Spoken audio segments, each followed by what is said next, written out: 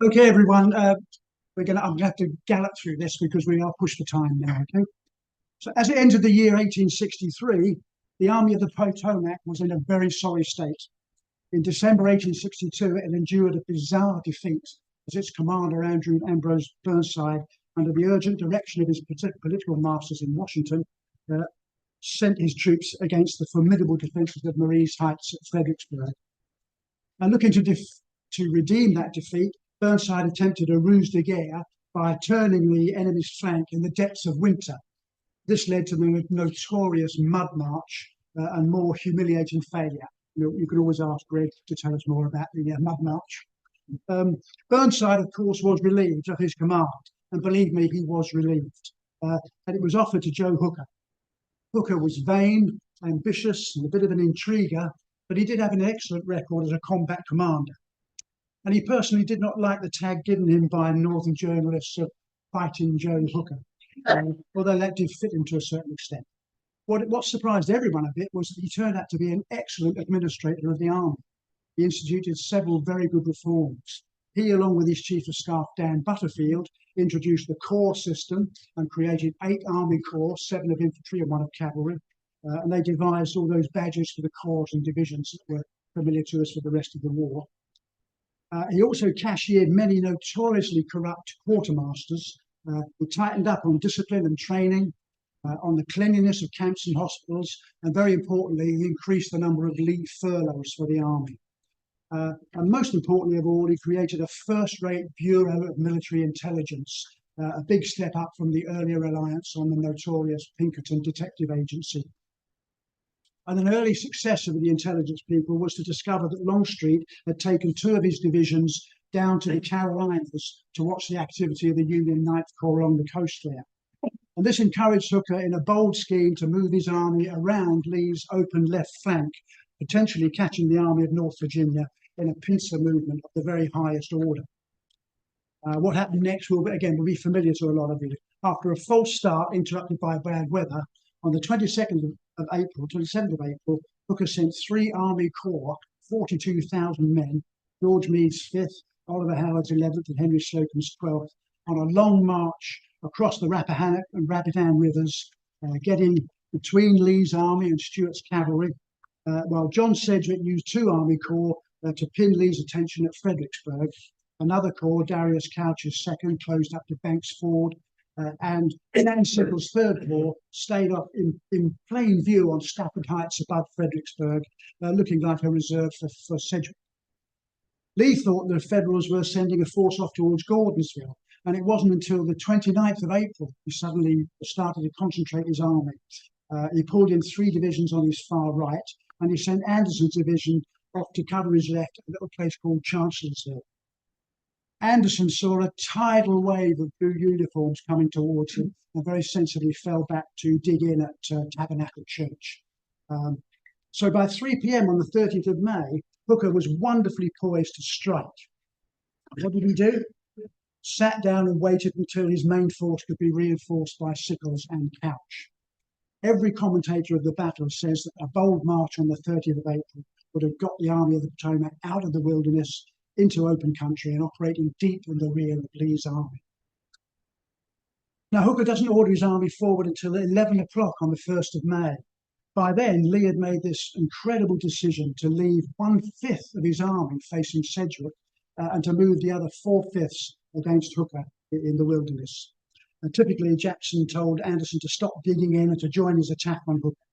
And the initial clashes on the 1st of May were fairly inconclusive.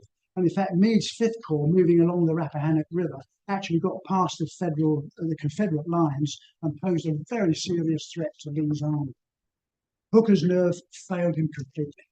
Against the protest of all his corps commanders, he ordered the army back to Chancellorsville. And we can only assume that army-level command had just proved too much for this otherwise competent corps commander. He did try to countermand his own order, but it was too late by then. And Sedgwick had been left with no orders of any description while this was gone. So the slightly bemused Confederates saw the Army of the Potomac throwing up formidable defences around Chancellorsville. And Lee's genius was to recognise the paralysis affecting the Union High Command and to come up with the incredibly bold decision of dividing his force in the presence of the enemy again. This is West Point heresy, of course, and he sent Jackson's 26,000 men on a wide march around Hooker's open right flank, covered by Stuart's cavalry, while Lee held 73,000 Union soldiers in place with just 17,000 men under his own immediate command.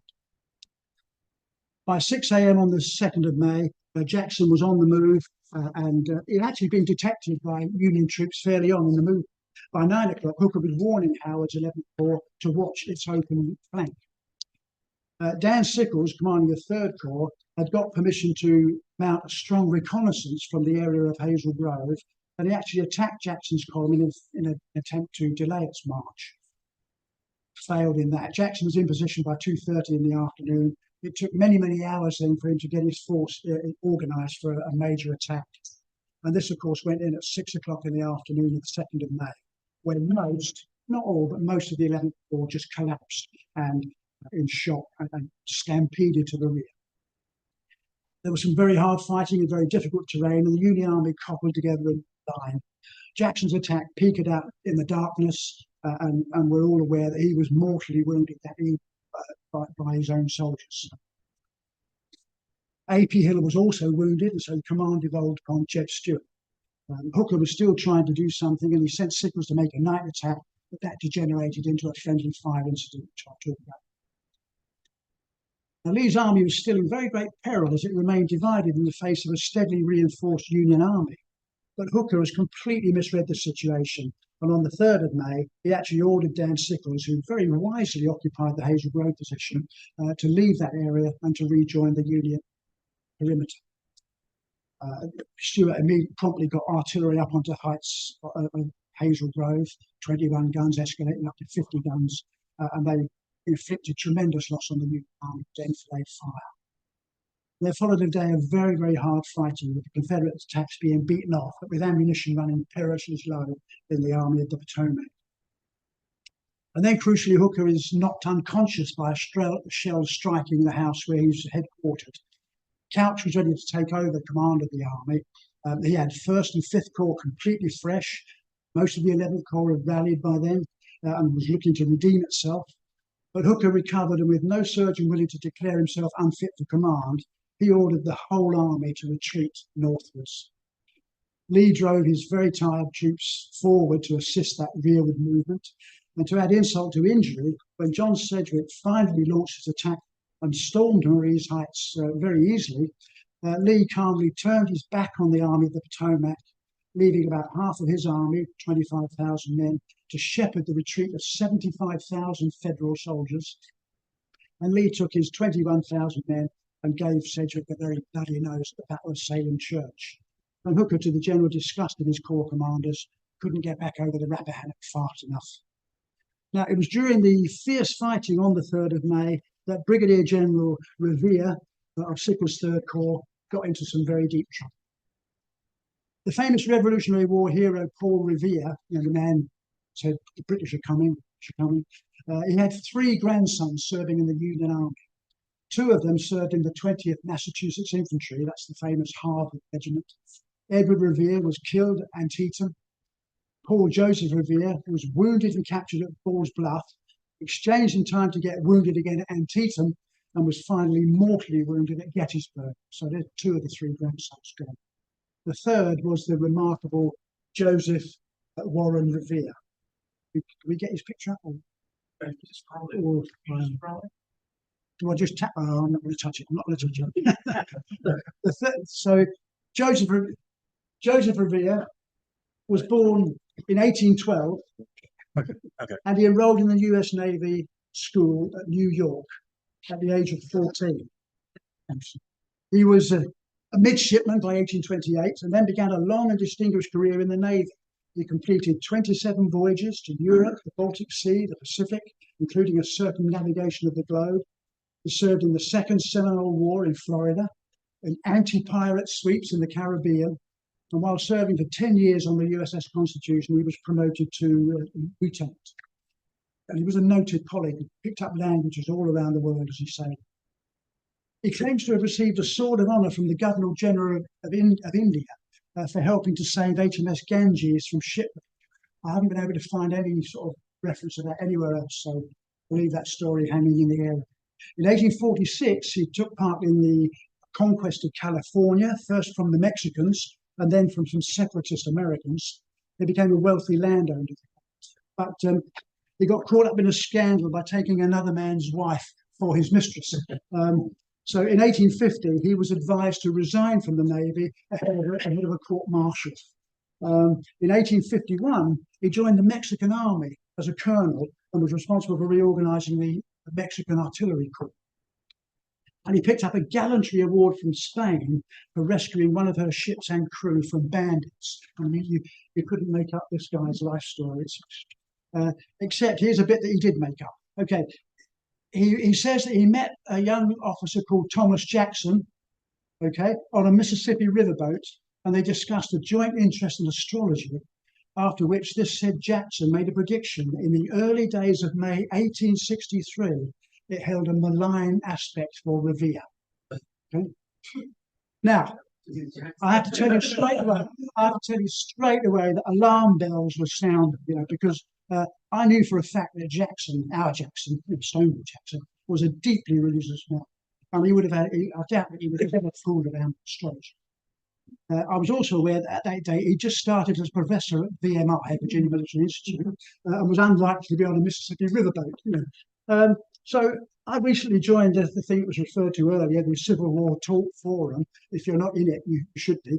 And I posted a query on the forum. Within hours, somebody replied, confirming all my suspicions about this story. Revere first told this story in his 1872 memoir, Keel and Saddle. And soon after that, Jubal Early published an article in the Southern Historical Records, blowing the story out of the water completely. He got some of Jackson's staff officers to confirm his religiosity and his total lack of interest in astrology. And they also confirmed that between 1851 and 1861, the furthest Jackson ever travelled outside of Virginia was Charlotte, North Carolina, so a long way from the Mississippi. So my correspondent in the Civil War Times forum, Civil War Talk forum, added very useful information that on the US Army list at that time, there was a Lieutenant Thomas K. Jackson, not J. Jackson, in the 8th US Infantry, and he may well have been Revere's travelling companion on the Mississippi River. So back to Revere. In 1853, the Mexican president that he worked for was overthrown in a coup, and so he returned to live in New Jersey, in a very fine mansion indeed. He then tours Europe with his friend Phil Kearney, okay, offering military advice to various governments. I think Ryan's told us about this. He went to India, where he served during the Indian Mutiny, and says he picked up a medal from the British for his help there. And then also at the Battle of Solferino in 1859. Extraordinary career history. He returns to the USA in 1860. The war starts in 1861, and he applies to rejoin the US Navy. But he is told that there are no commissions available for a man of his rank. Governor Rodman then steps in and makes him the head of the New Jersey militia. So he joins the army and is made colonel of the 7th New Jersey Volunteers, a very fine regiment under his leadership. He leads them through the Peninsula Campaign, the 7 Days Battles, and Second Bull Run, where he gets quite a bad leg wound, which leaves him with a limp. In October 1862, he's made Brigadier-General. He also converts to Roman Catholicism, which is not a good career move in the Union Army, but that's a by the by. And his brigade was not involved at Fredericksburg, but then he's made commander of the famous Excelsior Brigade in the 2nd Division, Dan Sickles' 3rd Corps. The Excelsior Brigade, the name means superior in Latin, was created in October 1861 from the 70th through 74th New York Infantry, and were later joined by the 120th New York. It was raised by the great Tammany Hall politician Dan Sickles himself, and had a special place in his affections. It had been in Joe Hooker's division and had fought in the Peninsula, at 7 Pines, in the 7 Days, Second Bull Run, and at Fredericksburg. And now it was the 2nd Brigade in Hiram Berry's 2nd Division, the 3rd Corps. As I said earlier, they were kept back during the first moves of Hooker's army, but they were carrying 8 days' provisions, so they were obviously intended to do some very hard marching. They left Stafford Heights at about 1:30 on the afternoon of 30th of April, 19,000 strong, crossed the Rappahannock at US Ford on the 7:30 on the 1st of May, filing in behind Darius Couch's second corps, and taking post about a mile north of Chancellorsville.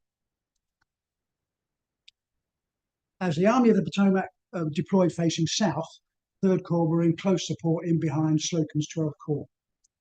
Sickles saw a gap on the right and very wisely sent Birney's division to fill it out towards Howard's 11th Corps. Sickles saw how important the high ground was around Hazel Grove, and there he posted Birney's division early on the 2nd of May.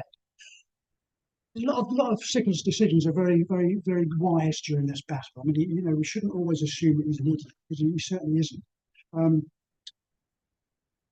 These were the first troops that saw Jackson marching across their front. Sickles appealed to Hooker for permission to attack them. It was noon before Hooker said he could advance cautiously to harass the enemy, because Hooker was perfectly sure that those Confederates were in fact retreating. Birney's division, succeeded by clouds of Berdan's sharpshooters, fought the very gallant 23rd Georgia and could not stop Jackson's flank march. In fact, rebel prisoners captured were feeding the story that the Confederates were in retreat. So by 5 p.m. on the 2nd of May, Sickles has deployed 2 of his divisions, Birney and Whipple, out beyond Hazel Grove. They're actually facing due east, and they're fighting Anderson and Posey's divisions of Lee's army. He thought he was driving the Army of Northern Virginia before him, and he requested and got Howard's reserve brigade to assist him. Jackson, of course, was deep in the Union rear by then and was forming up to attack the 11th Corps. For the record, David Birney, one of the divisional commanders, was a very staunch abolitionist, very successful businessman and lawyer, and had raised the 23rd Pennsylvania entirely at his own expense, and had served in the war up until now in Kearny's division. The other divisional commander, Emil Whipple, was the only West Point graduate in Sickles' command team, a very, very distinguished Army engineer. So 2 really good generals. The other divisional commander, separated from the other 2 in the battle line, was Hiram Berry, a Maine politician with militia experience, who again had also been a colonel in Phil Kearny's division and had made the rank Major General in November 1862. So by 7:15 on the 2nd of May, 11th Corps is in full flight. 3rd Corps literally had to turn about in the battle line and form a front facing west to meet the full onslaught of Jackson's army between Hazel Grove and Catherine's Furnace. As the panicky fight reached Chancellorsville, Berry's division, the last of the 3rd Corps, still in Army Reserve then, advanced up to Fairview to confront Jackson. He's joined by one of Meade's divisions, and then the Federal artillery really starts to concentrate and put the brakes on the Confederate attack.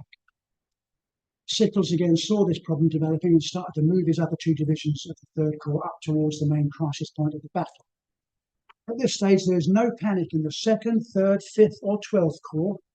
1st Corps is drawing up closer to the battlefield. 11th Corps has started to rally. So, the Army of the Potomac was in quite a good condition, and Lee's army was still in quite a lot of danger. By the end of the 2nd of May, 2 of Sickles' divisions, as I say, were heavily involved around Hazel Grove, and the 3rd, Berry, was quite a long way away from them, committed into the central part of the Battle of Chancellorsville.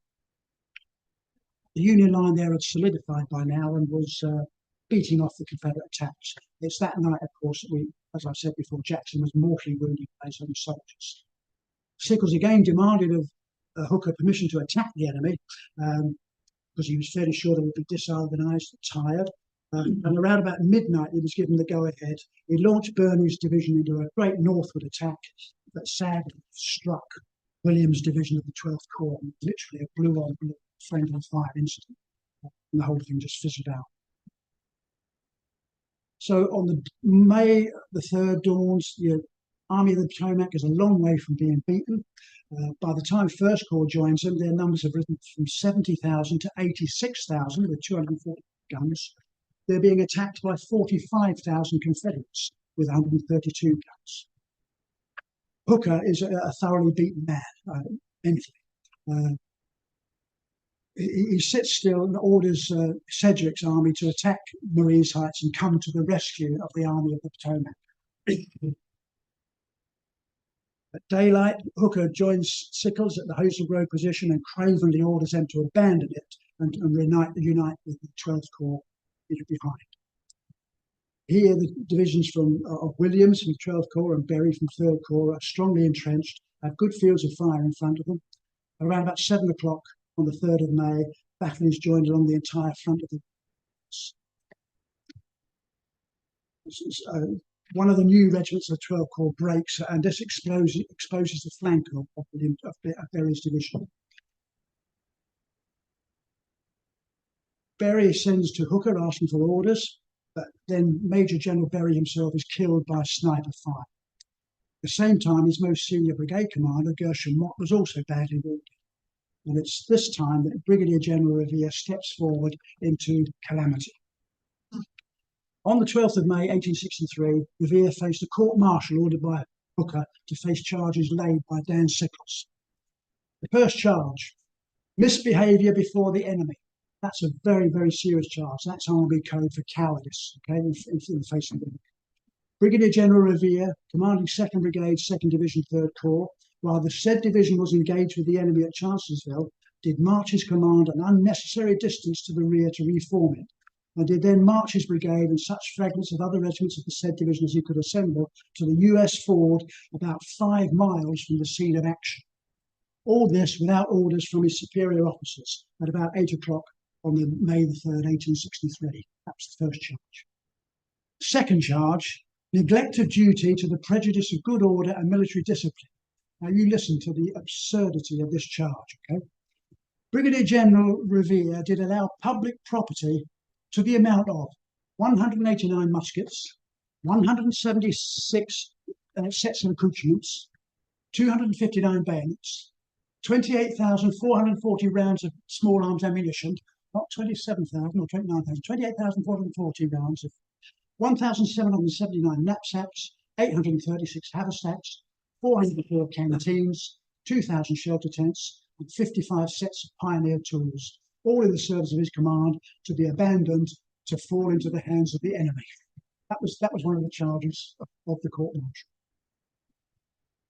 The court immediately decided to delete any reference to marching 5 miles from the fighting and inserted instead to about 3 miles from the scene of action towards US ford. They then declared himself not guilty of misbehaviour towards the enemy, cowardice, but found him guilty of conduct prejudicial to the good order and military discipline.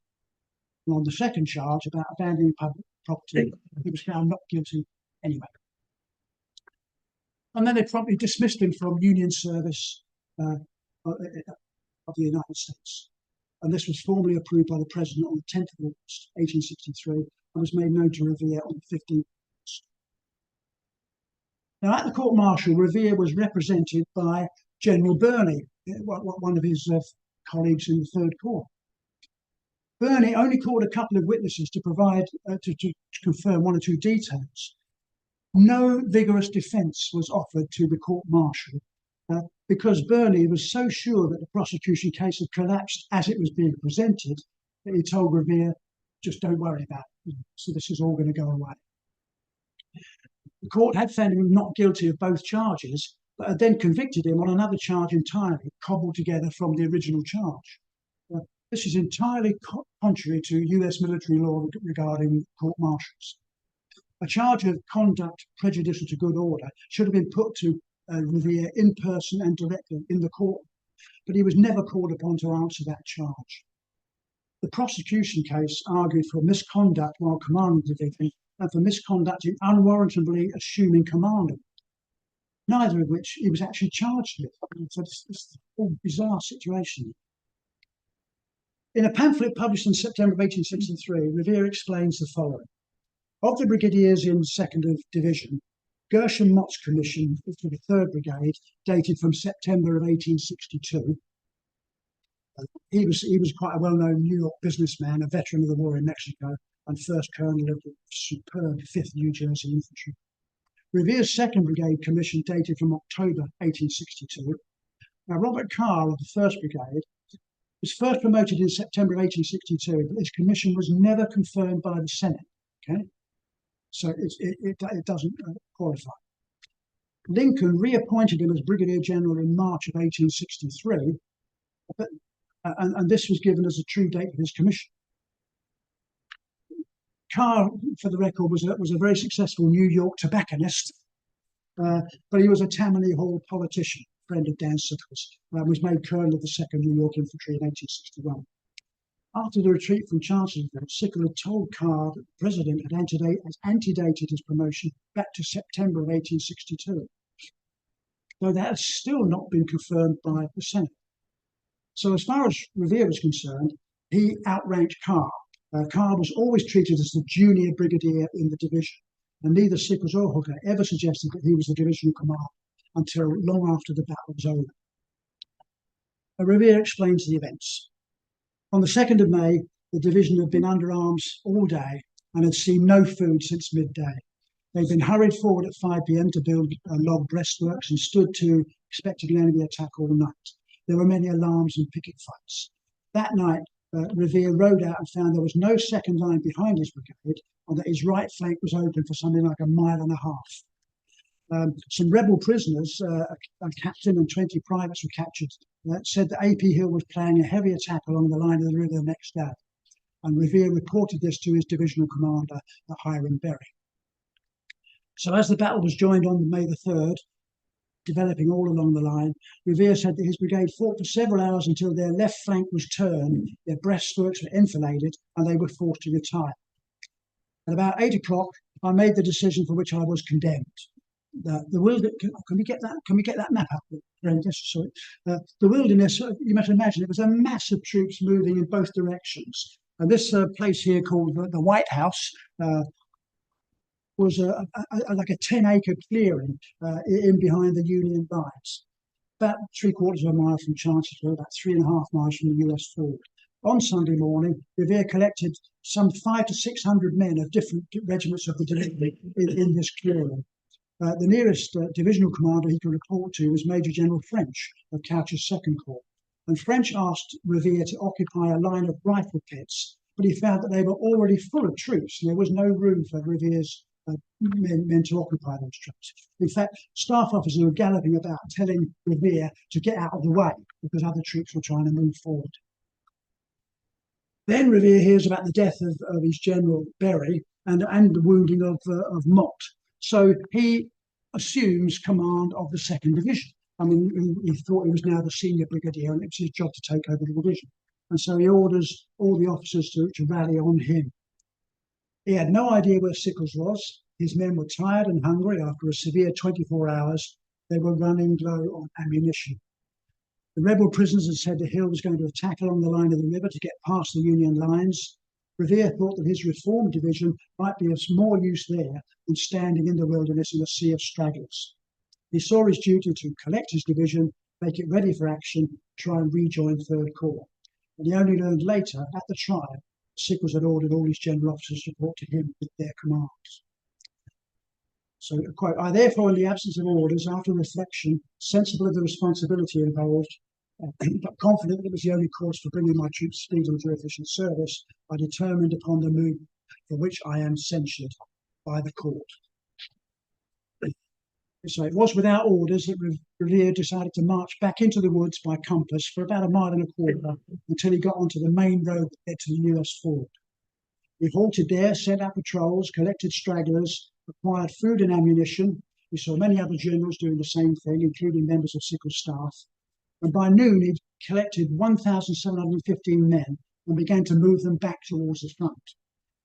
He found that the elements of the 3rd Brigade had rallied near the fort and ordered it to join him with another 300 men. And so as he was moving forward to the front, he received orders from Sickles and Carr to do exactly that, to come back to the front. He was doing that anyway. At 2:30, he reported to Sickles with 2,000 men, rearmed and in good condition, and was immediately relieved of his command. He asked to serve as a volunteer in any capacity, denied. He insisted he never received any orders from Carr or Sickles while near the US fort, and was certainly not at the fort, as will be suggested in the evidence of the court-martial. Revere had been crowded out of the front line, had gone back less than 3 miles, and within 6 hours had brought back a command that was fit to fight. Really, the only fault that the court could find was he had wrongly assumed command of the division, which he wasn't actually charged with in court. Revere declared that the prosecution was clearly vindictive, and he later reflected on the situation. I am too old a soldier not to be aware that stern examples are needed in all armies, and that a general officer must sometimes suffer for errors of judgment in discharging the responsibilities which duty casts upon them. But some proportion should be observed between the offence and the penalty. He said, how could he be guilty of conduct prejudicial to discipline after serving 20 years under the iron discipline of the Royal Navy, after having led one of the finest infantry regiments in the Union Army, and having been singled out by General Hooker to brigade command? Now, the transcript of the court-martial makes very odd reading. Sickles said that his corps had been forced back to the line of the road leading to US Ford. As soon as Berry was killed, he put Carr in command of the 2nd Division. When Carr said that Revere claimed seniority, Sickles said that he did not recognise the claim. Carr told Sickles that Revere had gone to the rear. Sickles' aide finally got to Revere, not at the US Ford, but on the road leading, and he ordered him to report back to Sickles, which he was already in the process of doing anyway. Sickles did not accept that Revere had gone back for ammunition and sucked him on the spot. Now, during the court hearings, a question about whether Revere was under fire when he retired was withdrawn out of evidence, taken out of evidence, after an objection by a member of the court-martial. Sickles even allowed that, in fairness to Revere, he should say that Carr's commission, though older, had not been confirmed by the Senate. And Sickles actually said in the court, Revere may not have known that the March 1863 commission had been backdated to September 1862. So really, the trial should have been stopped right there and then, because every sort of charge against Revere was just collapsing as it was presented. Several officers of the division were brought in by the prosecution. Under cross-examination, all seemed to back Revere's account of the events. They all said they fought steadily until their flank was turned. They fell back in good order, in as good order as you can in the wilderness. They went back some 600 or 800 yards back to the White House here. One of the colonels said the brigade, according to my judgment, could not have been formed sooner than it was or in more advantageous ground. Another said we could not have formed sooner or on better ground. That says the men were not fit to engage the enemy, having expended all their ammunition to a considerable extent. And so they felt the need to fall back and rearm themselves to make themselves fit for the fight.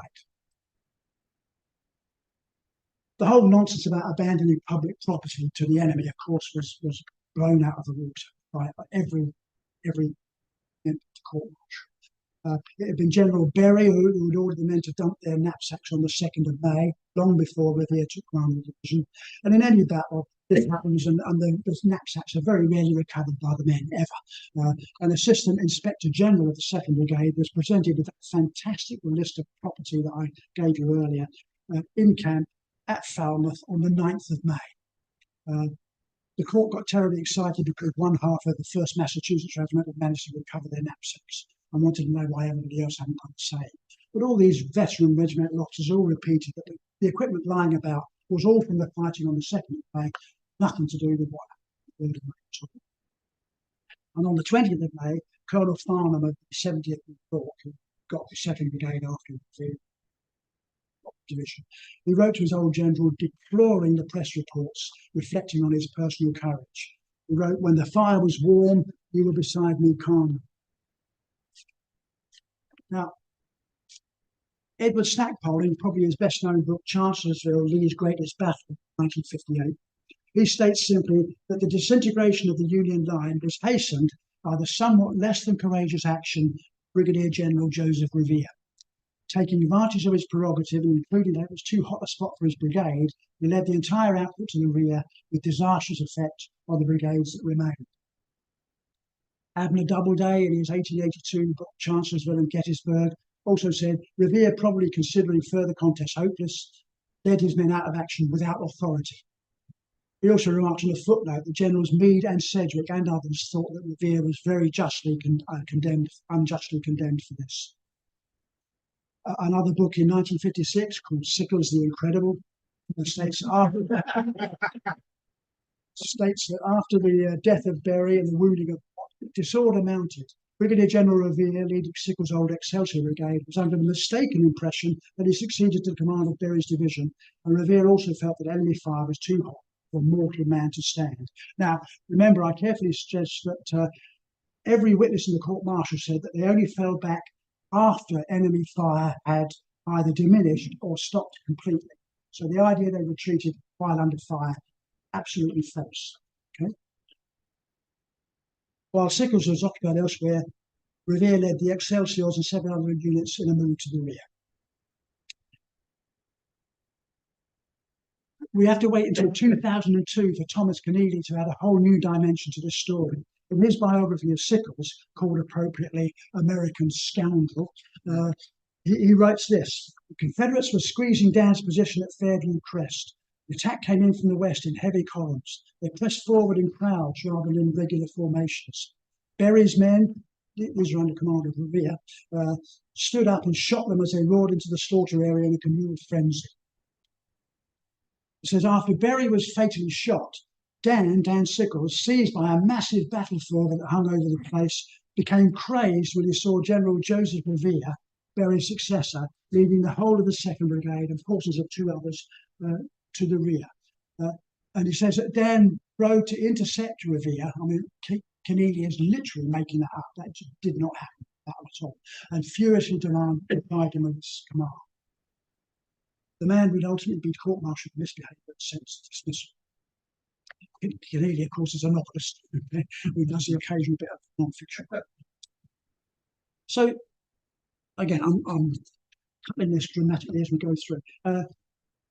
I looked at some other, because I was aware that this charge of having exposed the whole Union Army to collapse, I looked a bit deeper into it. The US Army War College's Guide to the Battles of Chancellorsville and Fredericksburg offer 2 very interesting extracts from the official records of the war.